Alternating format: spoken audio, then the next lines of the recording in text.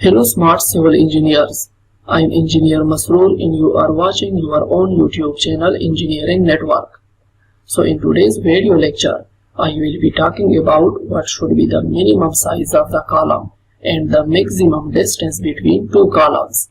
And also I will explain why we increase the size of column. So in today's video lecture, I am going to explain all these important questions in detail, right? So please watch this video completely. Now before I start today's video lecture, if you find this video informative, then please like this video, share it with your friends, comment your questions, and don't forget to subscribe and press the bell icon for more interesting civil engineering videos. So let's start. Okay, so as I said, for today's video lecture, I have three important questions which I am going to explain. Okay. First question is, what should be the minimum size of the column?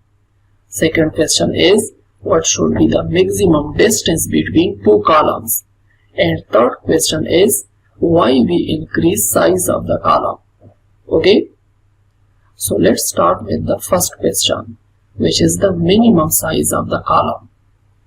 So the minimum size of the column recommended by the American Concrete Institute, or ACI, is 9 inches by 9 inches, and the minimum size of the column recommended by the Indian Standard or IS code is 125 mm by 125 mm, which means that if you are working in those countries where ACI codes are used in building construction, then the minimum size of the column should be 9 inches by 9 inches.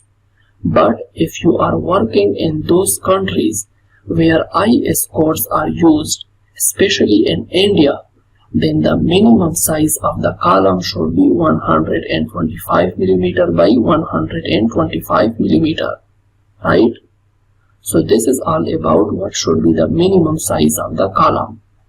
Now let's talk about the second question, which is what should be the maximum distance between two columns, right? Now let's suppose I have two RCC columns, right? And at the top of these two RCC columns, I have an RCC beam, okay? As you can see on your screen as well. Now what should be the maximum distance between these two RCC columns? So if the size of these two RCC columns are 9 inches by 9 inches, or 125 mm by 125 mm, then the maximum distance between these two columns should not be more than 4 meters. It should be less than 4 meters or equal to 4 meters. Okay? Which means that if you are using least size of the column, which is 9 inches by 9 inches recommended by ACI codes, or 125 mm by 125 mm recommended by IS codes, then you cannot provide the distance between two columns more than 4 meters. And in case if you increase the distance from 4 meters with the least size of the column, then it will cause deflection in the beam due to the coming load, and cracks will appear in your beam. Okay?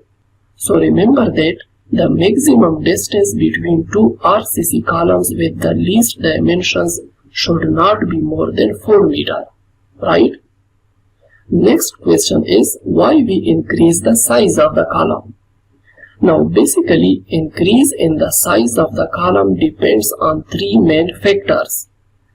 First factor is the increase in the distance between two columns.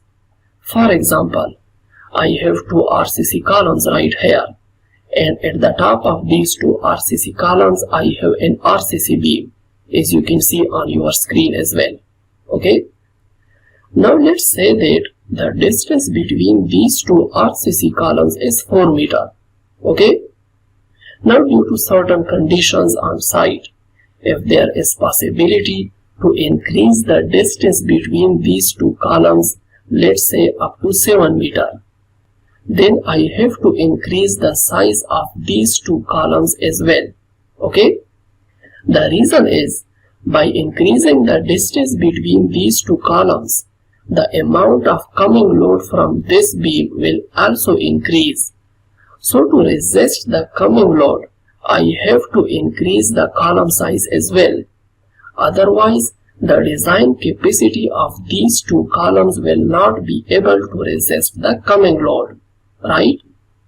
So I can say that the longer the span of the beam, the greater load will be acting on the columns and larger will be the size of the columns. Okay? Second factor for the increase in the column size is the height of the building. Now let's say I have two buildings, as you can see on your screen.